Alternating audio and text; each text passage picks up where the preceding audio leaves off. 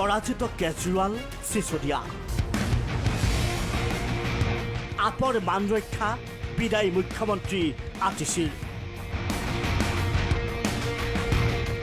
শূন্যৰ হেট্ৰিক ৰাহুল খড়গেৰ দল কংগ্ৰেছৰ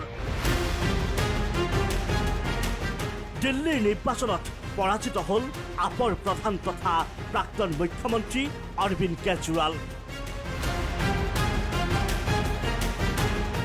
কেজৰিৱালেই নহয় নিৰ্বাচনী যুঁজত জয়ৰ হাঁহি মাৰিব নোৱাৰিলে দিল্লীৰ প্ৰাক্তন উপ মুখ্যমন্ত্ৰী তথা আপৰ নেতা মনীষ চিচোদিয়ায়ো নতুন দিল্লীত পৰাজিত কেজৰিৱাল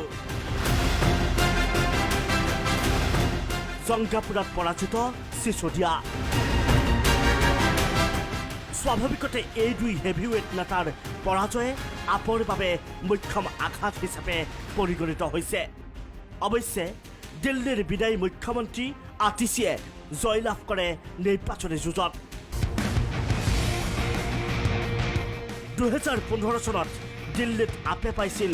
67খনকৈ আসন 2020ত দলটোৰ দখললৈ গৈছিল 62খনকৈ আসন কিন্তু এইবাৰ সম্পূৰ্ণ ওলোটা ছবি দেখা গ'ল দিল্লীত তৃতীয়বাৰৰ বাবে শূন্য হাত কংগ্ৰেছৰ দেশৰ ৰাজধানীত 2015-2020ত অনুষ্ঠিত নিৰ্বাচনত শূন্য আছিল কংগ্ৰেছৰ আসনৰ সংখ্যা এইবাৰো নহল ইয়াৰ ব্যতিক্ৰম অথচ এই একেটা দলেই 1998 পৰা 2009 চন পৰ্যন্ত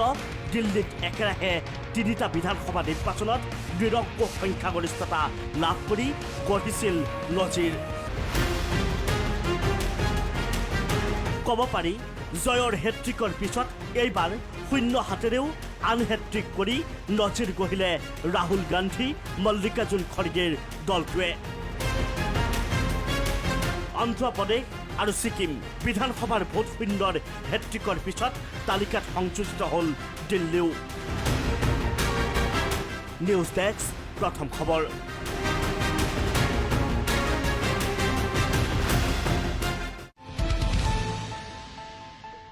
अन्नपूर्णा काव घी देश के हर एक खाने को लजीज बनाता है।